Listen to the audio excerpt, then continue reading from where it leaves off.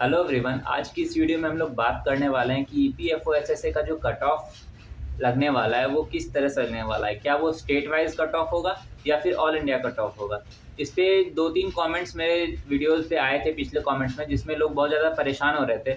वो लोग ये सोच रहे हैं कि जो स्टेट वाइज कट ऑफ लगेगा तो उनकी रैंक कितनी बनेगी, क्या वो क्वालिफाई कर भी पाएंगे या नहीं कर पाएंगे, और ये सब कन्फ्यूजन का रीज़न क्या है, उसका कोर क्या है, वो उस पर भी हम लोग बात करेंगे और जड़ से इसको बिल्कुल क्रिस्टल क्लियर कर देंगे जितने भी डाउट्स है उसको। ठीक है, तो सबसे पहले शुरुआत करते हैं कि कन्फ्यूजन का जो स्टार्टिंग होता है वो कहाँ से होता है। कि पिछले जितने बार भी ईपीएफओ एसएसए का सिलेक्शन हुआ है ना, तो वो आपका हुआ है स्टेट वाइज बेसिस। ठीक है, स्टेट वाइज कट ऑफ निकलती थी पहले, स्टेट वाइज जो है वैकेंसी आती थी और स्टेट वाइज कट ऑफ भी बनती थी।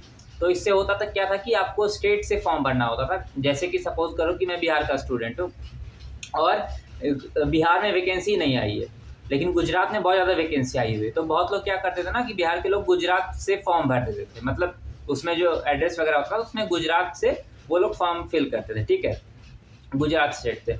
तो इस तरह से वो लोग वहाँ पे जितनी वैकेंसी आती थी उसके लिए एलिजिबल हो जाते थे।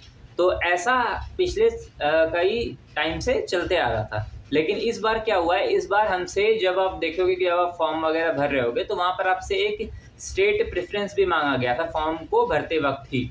तो स्टेट प्रेफरेंस मांगने का मतलब यही हुआ कि आपसे वो स्टेट प्रेफरेंस पूछा जा रहा है कि आपको कौन सा स्टेट को पहले प्रेफर करना है। सपोज कोई बिहार का स्टूडेंट है, उसने अपना पहला प्रेफरेंस डाला कि उसे होम स्टेट है, तो उसने बिहार को पहला प्रेफरेंस डाला, फिर मान लीजिए आसपास के स्टेट्स को डाला, फिर जा करके नीचे कहीं जा करके गुजरात डाला। ठीक है, तो इससे होता क्या है कि अगर मान लीजिए कि बिहार में मान लो कि बहुत सारे स्टूडेंट्स हैं, तो अब अगर आपने बाकियों से अच्छा नंबर लाया है, बेसिकली आप अगर कट ऑफ को क्लियर कर रहे हो और बाकी मतलब आपके ऊपर मान लो कि 3-4 स्टूडेंट्स हैं, उन्होंने भी बिहार को ही सेलेक्ट किया है, तो जिसका मार्क्स ज़्यादा होगा उसको अपने प्रिफर्ड स्टेट में पहले अलोकेट किया जाएगा।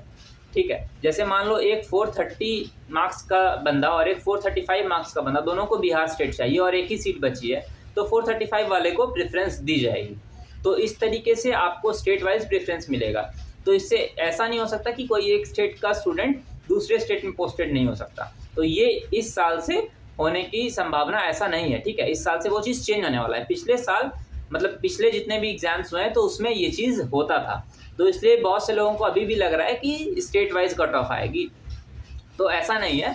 बेसिकली आप जो आपके मार्क्स के बेसिस पे जिस स्टेट पे आपका मतलब कि नंबर बन रहा होगा उस स्टेट पे आपको एलोकेशन दिया जाएगा। तो आई होप इससे आपको क्लियर हुआ होगा चीज़ें कि किस तरीके से आपको कौन सा स्टेट मिलेगा। अगर आपको जानना है कि ईपीएफओ एसएसए में आखिर आपकी इनहैंड सैलरी कितनी रहेगी, XYZ सिटीज़ में कितने कितने वेरिएशंस होते हैं और कितने में कितना कितना सैलरी में डिफरेंस देखने को मिल सकता है, वो सब आपको इस वीडियो में मिल सकती है देखने के लिए। तो जा करके देखो और बताओ कि कैसा रहा। मिलते हैं आपसे उसी वीडियो में। Thanks for watching.